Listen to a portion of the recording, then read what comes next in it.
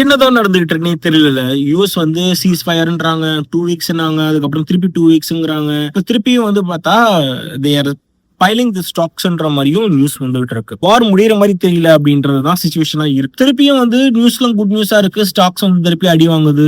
200 point, 100 point, 300 point அப்படின்னு stock மார்க்கெட்டும் அடி வாங்கிட்டு இருக்கு. சோ ஒரு மாதிரி அன்சர்டினிட்டியான ஒரு விஷயத்த வந்து கிரியேட் பண்ணிக்கிட்டே இருக்காப்ல ட்ரம்ப். நேத்தி வந்து பாத்தீங்கன்னா இன்னொரு ட்வீட்டும், அந்த ட்வீட்ல வந்து லைட்டா இந்தியாவை டிகிரேட் பண்ற மாதிரியும், இந்தியாவும் சைனாவும் டிகிரேட் பண்ற மாதிரியும் ஒரு விஷயம் பண்ணிட்டு இருக்காரு. ஹீஸ் கைண்ட் ஆஃப் என்ன சொல்றது, எல்லாரையுமே போக் பண்ணிக்கிட்டே இருக்கிறது, யாரையுமே வந்து விட்டு வைக்காத மாதிரி, யாரு கூடயுமே ஒரு நல்ல ரிலேஷன்ஷிப் இல்லாம எல்லாரையுமே போக் பண்ணிட்டே இருக்காரு. கிட்டத்தட்ட என்கிட்ட சண்டைக்கு வாடா அப்படின்ற கூப்பிடுற ஒரு மைண்ட் செட் தான். ஏன் அதை பண்றாருன்றத டீடைல்டா டீப்பா பாத்தீங்க அப்படின்னா, சண்டைக்கு நம்ம போயிட்டோம்னு வச்சுக்கோங்க, நம்ம அசெட் எல்லாத்தையுமே ஃப்ரீஸ் பண்ணி விட்டுருவாங்க. இப்ப ரஷ்யாவுக்கு நடந்திருக்கிறது அதுதான், ஈரானுக்கு நடந்திருக்கிறது அதுதான். 11 பில்லியனுக்கான அசெட்டை வந்து பாத்தீங்கன்னா டாலரா அவங்க வச்சிருந்திருக்காங்க, அதை ஃப்ரீஸ் பண்ணிட்டாங்க. ரஷ்யா எவ்வளவோ வச்சிருக்காங்க, அதையும் ஃப்ரீஸ் பண்ணிட்டாங்க. சோ அதே மாதிரி இப்ப சைனாவையும் வாடா வாடா வாடா வாடான்னு கூப்பிட்டு சண்டைக்கு வர்றது எதுக்குன்னா, ஏதாவது ஒண்ணு பண்ணுவாங்க சைனாவோட ஃப்ரெண்டு, இதனால நான் வந்து ஃப்ரீஸ் பண்ணிடுறேன்ப்பா, அதுக்கு வந்து ஒரு லாஜிக்கலான ஒரு விஷயம் வேணும் அப்படின்ற மாதிரி வந்து பாத்தீங்கன்னா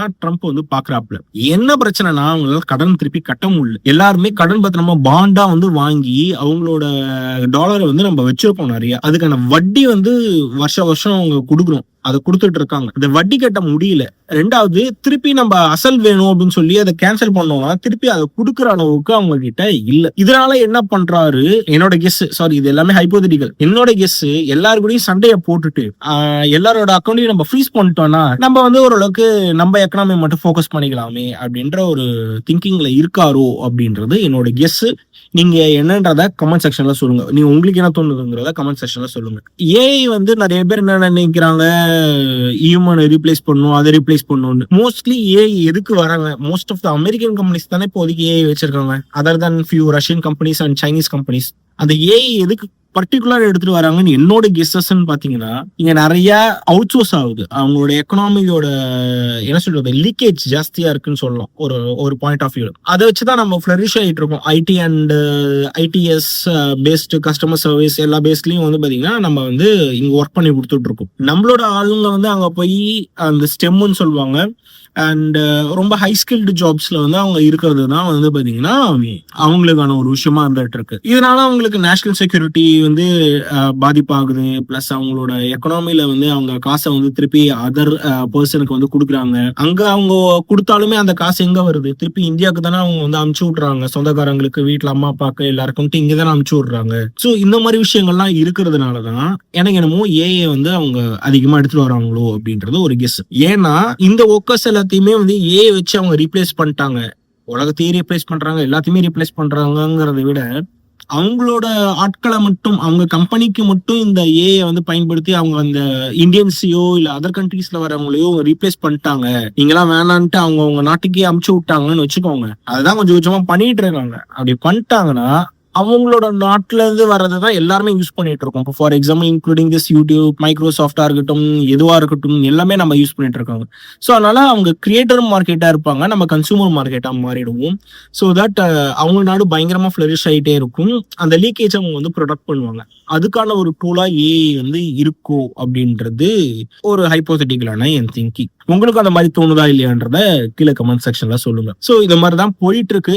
இந்த மாதிரி டைம்ல வாருன்றதுக்கான ஒரு விஷயத்த ப்ரிப்பேர்னஸா பண்ணிட்டு இருக்காங்களோ, ஸ்டாக் பைல்ஸ் எல்லாம் தீர்ந்துருச்சு, ப்ரொடக்ஷன் பண்ணுங்க, ஒரு 2 வாரம் ஆகும்போது நம்ம ஆயுதங்கள்லாம் ரெடியா வச்சுக்கோங்க, எடுத்து ஆயுதங்கள்லாம் கரெக்டா ரெடியா இருந்ததுக்கு அப்புறம் நம்ம போய் நேரா ஈரான் அடிச்சு ஃபுல்லாவே அடிச்சிடலாம் அப்படின்ற ஒரு ரேஞ்சில வந்து ட்ரம்ப் இருக்காரோ அப்படின்ற மாதிரிதான் இருக்கு. ஆனா திருப்பி இதெல்லாம் இது பண்ணிட்டு திருப்பி அடிக்க ஆரம்பிச்சாரு அப்படின்னா பயங்கரமா அடிக்க ஆரம்பிப்பாங்க, அது மட்டும் ஃபார் ஷூர். ஈரானும் ஒரு லுக் ரெடி பண்ணிட்டு இருக்காங்க, எக்ஸ்பெக்ட் பண்ணிட்டு இருக்காங்கிற மாதிரிதான் பார்க்கப்படுது. வெயிட் பண்ணி பார்ப்போம். அது மட்டும் இல்ல, சின்ன சின்ன படகுகளை வச்சுதான் அவங்க வந்து மைனிங் வந்து லாக் பண்றாங்கிறதுக்காக சின்ன சின்ன படகுகளை வந்து இப்ப அமெரிக்கா டார்கெட் பண்ணிட்டு இருக்காங்க. இப்ப வார் வந்து ஸ்ட்ரைட் ஆஃப் ஹார்முஸ்குள்ளே தான் நடந்துட்டு இருக்கு.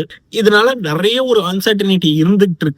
பட் அதுல எப்படியோ நம்ம நாடு இந்தியா வந்து ஓரளவுக்கு நேவிகேட் ஆகி ஓரளவுக்கு இருக்கும். பட் ஆனா எத்தனை நாளைக்கு இது எப்படி போயிட்டு இருக்க போகுதுன்றது தெரியல. மேஜரா வந்து இதோட ஸ்ட்ரைட் ஆஃப் ஹார்முஸோட க்ளோஸோ இல்ல அங்க இருக்கிற அன்சர்டனிட்டியும் வந்து பாதிக்கக்கூடாது வந்து 2 நாடு தான், ஒன்னு இந்தியா, இன்னொன்னு வந்து சைனா.